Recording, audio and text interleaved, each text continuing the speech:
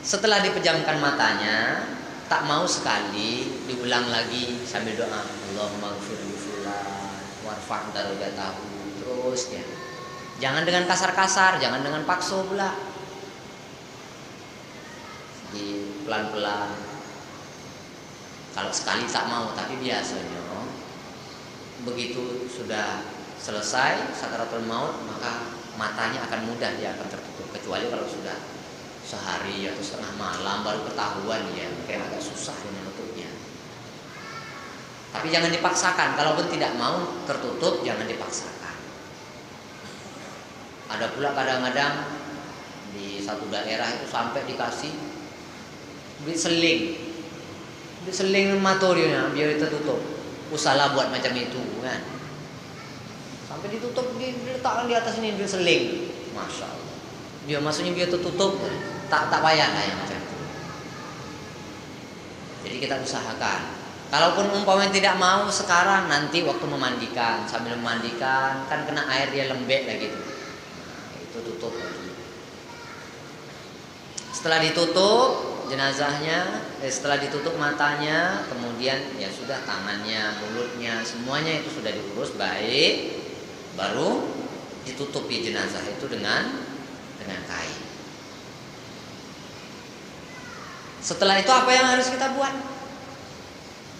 Dalam hadis selanjutnya, Imam Bukhari telah meriwayatkan hadis an Abi Hurairah radhiyallahu anhu, anna Rasulullah sallallahu alaihi wasallam na'an Najashi fil yaum alladzi mata fihi, kharaja ila musalla fasaffa bihim wa kabbara arba'an. Ketika Raja Najasyi meninggal dunia, maka Abu Hurairah radhiyallahu anhu meriwayatkan sesungguhnya Rasulullah membuat pengumuman, membuat pemberitahuan kepada sahabat-sahabat bahwa Raja Najasyi telah wafat. Raja Najasyi telah meninggal dunia. Maka Rasulullah pun keluar mengajak kepada sahabat-sahabatnya untuk melaksanakan sholat ghaib. Suruh buat shop. Setelah itu Nabi sholat dengan takbir 4 kali. Kita boleh membuat pengumuman, pemberitahuan. Mungkin diberitahukan kepada adik-beradik kita yang jauh, mungkin diberitahukan kepada tetangga-tetangga dia, kepada kawan-kawan dia, atau diumumkan. Kalau Nabi ini mengumumkannya di masjid, maka ada sebahagian ulama dengan hadis ini mengatakan bahwasanya boleh membuat pengumuman di masjid tentang kematian. Dalam Sahih Bukhari juga diriwayatkan dari Anas bin Malik radhiyallahu anhu, anna Nabiy sallallahu alaihi wasallam akhadha rayata Zaidun fausiba, thumma akhadha Ja'far fausiba, thumma akhadha Abdullah bin Rawaha fausiba, wa inna aynai Rasulullah sallallahu alaihi wasallam la taghrifani, thumma akhadha Khalid bin Walid min ghairi imratin fafutiha lahu. Ketika Rasulullah mengutus satu pasukan, pertama pasukan itu dipimpin oleh Zaid radhiyallahu anhu. Setelah dilepas oleh Nabi sallallahu alaihi wasallam, maka dalam peperangan Nabi sallallahu alaihi wasallam telah membuat pengumuman di Masjid Nabawi. Sesungguhnya Zaid telah wafat.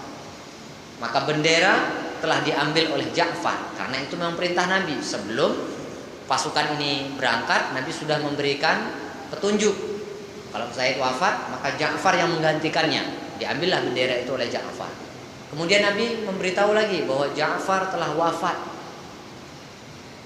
Maka bendera itu diambil lagi oleh Abdullah bin Rawaha, karena memang perintah Nabi seperti itu sebelum dia berangkat. Diambil oleh Abdullah bin Rawaha. Kemudian Abdullah bin Rawaha wafat juga. Nabi umumkan di masjid, Abdullah bin Rawaha telah wafat. Ketika itu air mata Nabi sallallahu alaihi wasallam keluar. Sedih karena panglima-panglima Islam 3 telah wafat dalam peperangan.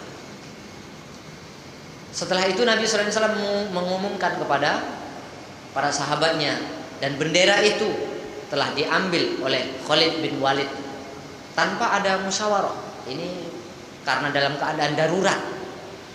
Dalam keadaan darurat, Khalid bin Walid mengambil tanggung jawab sebagai pimpinan rombongan, diambil, dipegang.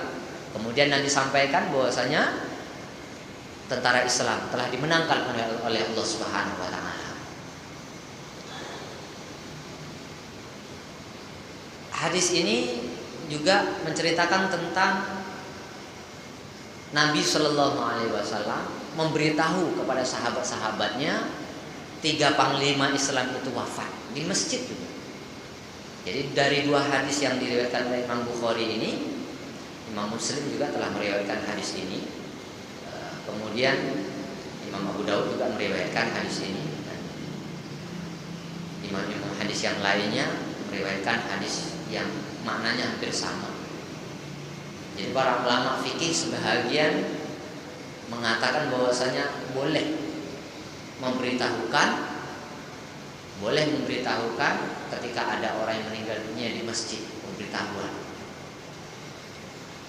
Jadi setelah diberitahukan kepada masyarakat, kepada keluarga, apalagi yang harus kita lakukan? Maka kita perlu perhatikan, yang pertama sekali adalah menghibur keluarga. Yang pertama sekali kita perhatikan bagaimana kita bisa menghibur keluarga. Di antaranya umpamanya kita menyampaikan hadis Nabi Shallallahu alaihi wasallam, minin nasi min muslimin yutawaffa lahu salasun lam yablughul hinsa illa adkhalahu Allahul jannah bi fadli rahmatihi iyyah. Manakala ada orang Islam yang ditinggal mati anaknya 3 orang, belum balik anaknya, melahirkan mati, kan sedih betul lah, ada trauma orang-orang macam itu. Maka kita beri nasihat untuk menghibur dia. Kata Nabi, tidaklah orang Islam itu ditinggal mati oleh anaknya sebanyak 3 orang anak, maka Allah Subhanahu wa taala akan memasukkan dia ke dalam surga karena limpahan rahmatnya kepada mereka. Ada satu orang sahabiah bertanya, ya Rasulullah, macam mana kalau 2? Allah pun akan masukkan dia ke dalam surga. Umar pernah ditanya, macam mana kalau 1? Kata Umar radhiyallahu anhu, dia pun akan masuk ke dalam surga. Jadi orang yang ditinggal anaknya dalam keadaan sabar, rela menerimanya, bahwa ini adalah ujian dari Allah Subhanahu wa taala, maka kita kabarkan kepada mereka, ini kabar gembira dari Nabi Shallallahu alaihi wasallam bahwa orang ini akan masuk ke dalam surga. Dalam hadis yang lain juga disampaikan bahwasanya la yamutu li muslimin salasatun minal waladi fayalijan nara illa tahillatal qasam. Qala Abu Abdillah wa minkum illa wariduha. Kata Nabi Sallallahu alaihi wasallam, seorang muslim yang ditinggal mati oleh 3 orang anaknya, maka tidak bakalan masuk neraka. Tidak bakalan masuk neraka selain sebatas melakukan sumpah Allah. Maksudnya apa? Kalau di dalam Sahih Muslim lebih jelas lagi hadis ini. Orang yang ditinggalkan mati oleh 3 orang anaknya yang belum balik, kemudian dia sabar, dia rela, dia ikhlas menerima itu, maka dia tidak akan masuk ke dalam neraka. Kalaupun dia kena api neraka, itu hanya sekedar lewat saja. Sebab Allah Subhanahu wa taala telah berfirman di dalam Al-Qur'an, wa im minkum illa wariduha. Tidak ada dari manusia itu melainkan pasti akan melewati neraka.